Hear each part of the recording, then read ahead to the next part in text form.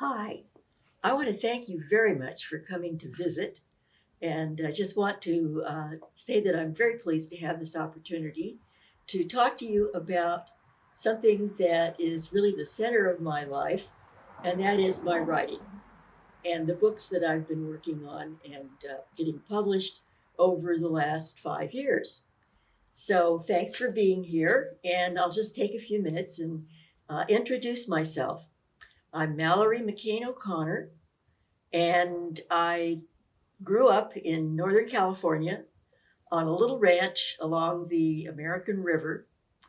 And we had all kinds of animals and we had all kinds of fruit trees and nut trees. And I think I grew up in Eden, actually. It was just really a delightful place to be. I went to the University of California at Davis to study art, which was a passion of mine.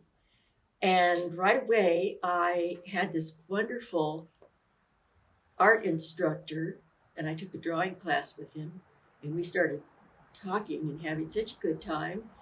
And after the semester was over, he started asking me out, and 6 months later, we were married. So I married my drawing teacher.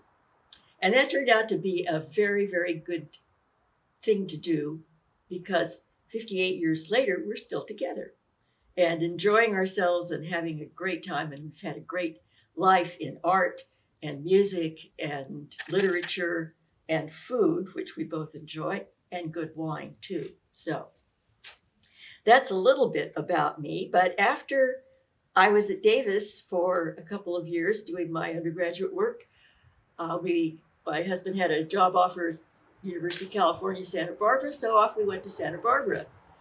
But he had gone to school in Mexico and he loved Mexico.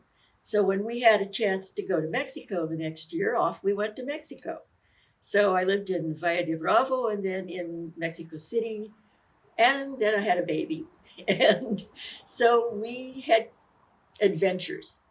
We moved to Ohio then, where I got 3 degrees, a BFA in painting, an MA in American history, and an MFA in art history.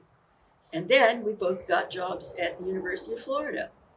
So we came to Florida in 1969 and both taught at UF.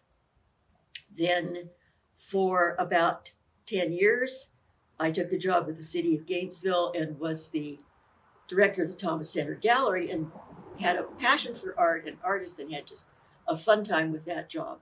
Then I taught art history for another 10 years at Santa Fe College. Okay, now where's the writing? After we retired in 2005, we said, oh, isn't this great? We can do anything we want to. And I had always loved writing. I'd written all kinds of things. I'd written travel journals. I had a diary that I kept. I had written down all of the menus and recipes for events that we had had over the years. And I still have that journal. It's going to be the basis for a cookbook, which is another big project. But what I began to do was to write fiction. I had written a lot of nonfiction, including 2 books that were published by University Press of Florida. But I hadn't really had a chance to write much fiction. So in 2005, I started working on a trilogy, the American River trilogy. I had written a manuscript earlier of this, but I had ended up with 1,000 pages, and I thought, oh my God, I've created a monster. That's not going to work. So I divided it into 3 books and had a great time working with each of them. It's set in, surprise, surprise, Northern California along the American River. And it's about 3 immigrant families, Mexican, Japanese, and Irish, whose descendants in the 1960s get their lives all tangled up. They're musicians, they're artists, they're architects, they're people who are creative and dynamic, and it has just a story that I really wanted to tell. I kind of wrote my heart out with this series. So American River trilogy, the first one is Tributaries, the second one is Currents, and the third one is Confluence. So the river is a metaphor for the lives of my characters.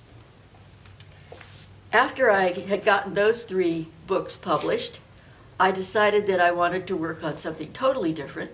So I began a series of what my publisher calls occult thrillers. I didn't know that was a genre, but he seemed to think that was a good one for it. I guess they didn't know what else to call it. But my protagonist is a psychic medium. I don't know if any of you have been to Casadega, but that's kind of the inspiration for my story of Epiphany Mayall and her adventures. But I wanted to have a particular theme for each of the books in this series. One theme is the psychic world. I've gotten to know quite a number of people who are involved in psychic phenomena. But another thing I wanted to talk about was art theft, because art theft is a huge international black market that is very, very distressing on a number of levels in terms of the various works of art that have disappeared into private collections illegally and are no longer available for public view or for educators or for art historians to study. So art theft is another theme of this particular series. And the third thing that I wanted to do with each one of these books was to address an environmental issue. Environmental issues are very, very important to me, and so I wanted to talk about various environmental issues in the book. So that those 3 components, the psychic phenomena, art theft, and something having to do with an environmental issue, is part of this particular series. I also had a lot of fun with a character characters, you know, are very difficult to deal with. Have you ever had imaginary friends? They are really tame compared to characters, fictional characters, because they just sort of jump out at you and from nowhere, and suddenly you have to deal with them, and they have their own ideas about who they are and what they want to tell you. So I have to work with him, and he thought herding cats was difficult. It's nothing compared to fictional characters. I mean, they will hassle you and argue with you and wake you up in the middle of the night and say, I would never say that. No, you have to rewrite that whole scene. So they're very interesting to have to deal with, and I love it because they tell me things I never knew, and I learn from them. And I also learn from them because in order to understand them, I have to do research. And I love doing research. So I try to get as close to my characters as I can. And I have a character in my Epiphany series who is an ex-FBI art crimes investigator. So I had to find somebody that I could ask about that. And I actually found a retired FBI art crimes investigator who could give me advice and vet the books and tell me if I got it right, because I've never been an FBI agent, so I didn't really know exactly how they would go about some of these things. And I've done research on Interpol and just gotten into all kinds of interesting territory. So the research is a big thing for me, and I really, really enjoy it. So that's a little bit about who I am and what I've been writing. And I've just finished book 2 of the Epiphany series. Right now I'm working on book 3, which is called Xanadu's Cavern. And it takes on the illegal trade in fossils and also water resources in Florida.